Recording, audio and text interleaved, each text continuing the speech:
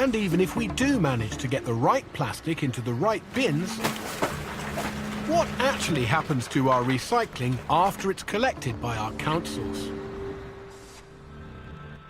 I've been digging deep into various websites that keep a track of what we're doing with our waste and with our plastics and our recycling. And it's instantly obvious that we are not dealing with our plastics at home, that 665,000 tonnes of our plastics are being exported every year. Most used to go to China, but from 2018, the Chinese banned imports due to mounting environmental concerns. And so we found other places to send it.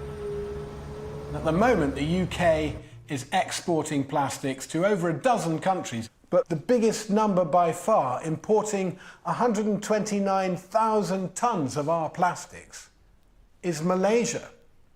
So if I want to find out what's really happening to our recycling, I'm going to have to go a long way from home.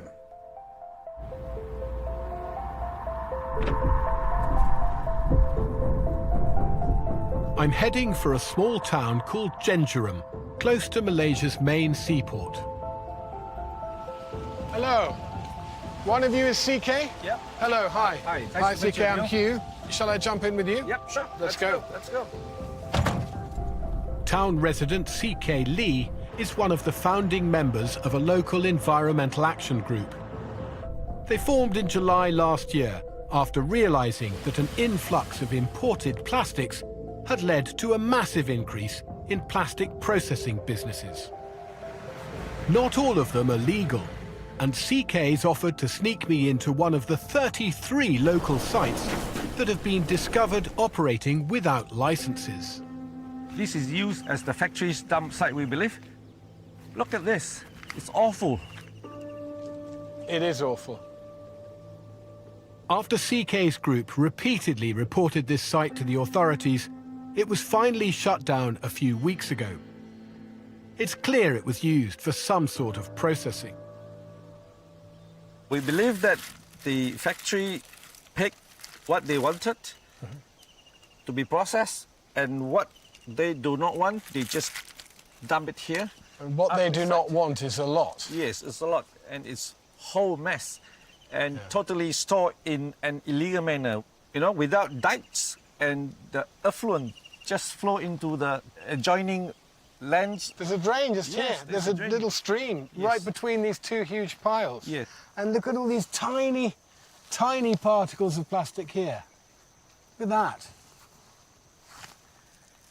I mean, that's the kind of stuff that could get into the watercourse. Well, it's getting into the watercourse because this is the watercourse. Yes, that's correct. It goes to, you know, common drain, and then it flows to the river. The group soon realized that most of the plastic in these sites is being shipped in from abroad. I see a Tesco bag, but I know you've got Tesco over here. There's one for you, Hugh. Look. Oh dear, Paddington Bear on an M&S carrier bag. Drinkaware.co.uk. That's pounds sterling. We're in the UK, aren't we? We couldn't be anywhere else. I could put in this bag and take back to show people in the UK. I'm interested in these big bags. I'm pretty sure that's Welsh. I am a recycling bag. Rhondda, that's Wales. Yeah, Hugh, we don't like this stuff. UK being a leader in humanity, in human decency, environment protection, please keep up with the good work, but please don't dump what you do not want at our backyard. You are rich, you have the resources, we are a developing nation. Stop the exporting of your plastic waste to our country. I completely hear you. Why should our waste end up here for you guys to deal with? Let's go now. We've got to go. Somebody's coming. Our lookout's called to say they think someone's onto us. Let's go now. Yeah, we're coming, CK, we're coming.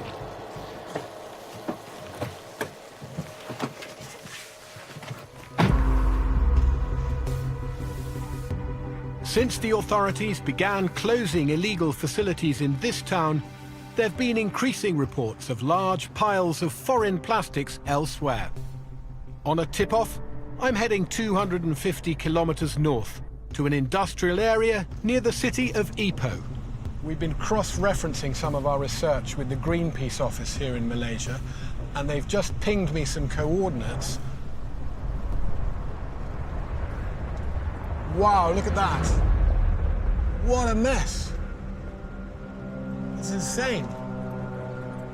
Jesus, I've never seen anything like that.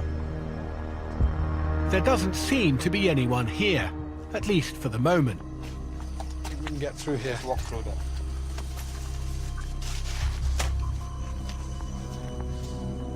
It's like some dystopian nightmare.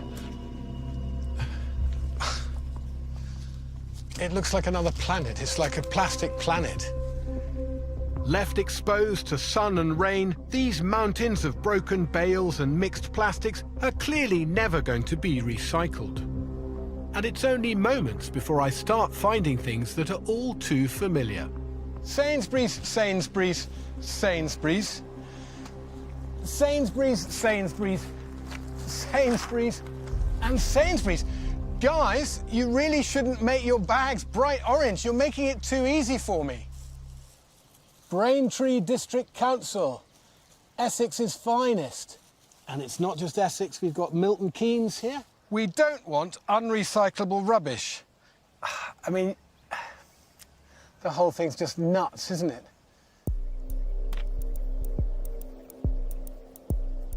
Something really sticks out there is Utterly Butterly. It's the other side of this horrendous trench.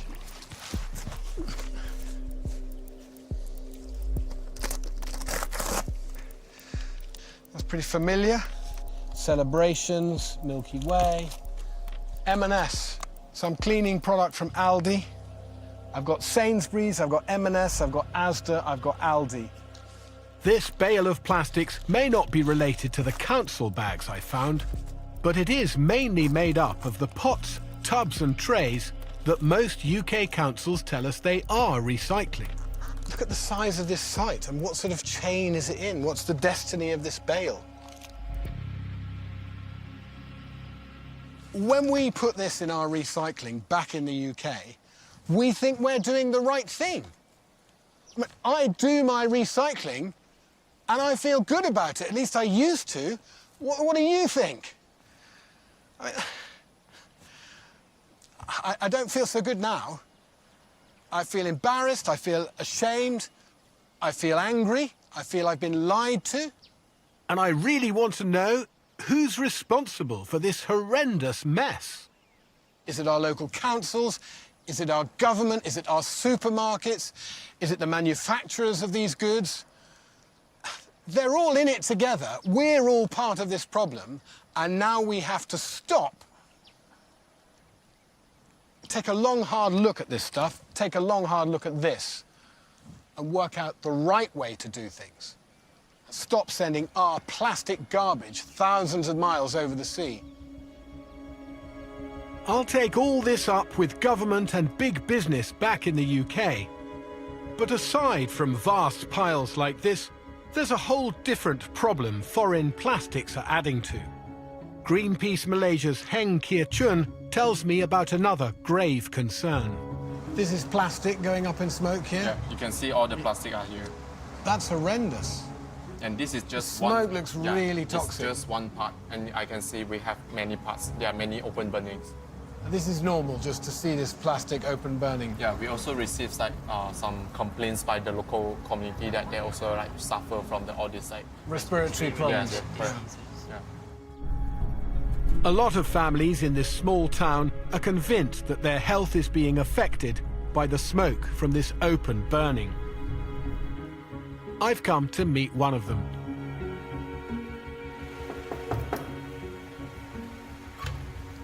Hello, Apu. I'm Hugh. How are you? Fine. Can I come in? Goodness me, hello everybody. Hello. Hi, how are you all? What a gathering. Who would like to speak a little bit about the experience you've been having here? 一直以为说为什么空气在变，可能是什么？我们一直在猜测。但真正的闻到你这个接近这个味道的时候，接近这个工厂的味道的话，你就会知道这个就是这个味道了的。How is this affecting your family? How is it for you? 小孩子经常就是咳嗽，然后呢请假上课没有去上，然后经常这样子的，就是好像好了又来，好了又来了。新年就是初五的时候还动了一个小手术，因为鼻子啊。Are you feeling well today? No. No? Why not? What happens? Because my nose bleeding, my eyes itchy, the air is smelly. Oh my God. 今天啊， That's you. How did you feel when you have this? Sad. Sad. When was this? This love This morning. How many times has this happened in the last couple of years? anytime. 我觉得很难过，我很想带他受这个苦，你明白吗？就是不希望下一代有这样子的事情发生。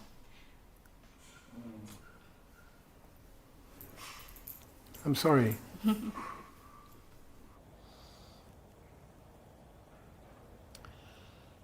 That was very intense and compelling. And the extra dimension that the substance that you think is harming your child is being sent across thousands of miles by other countries who don't even know what's happening to it when it gets here, just makes it so much worse.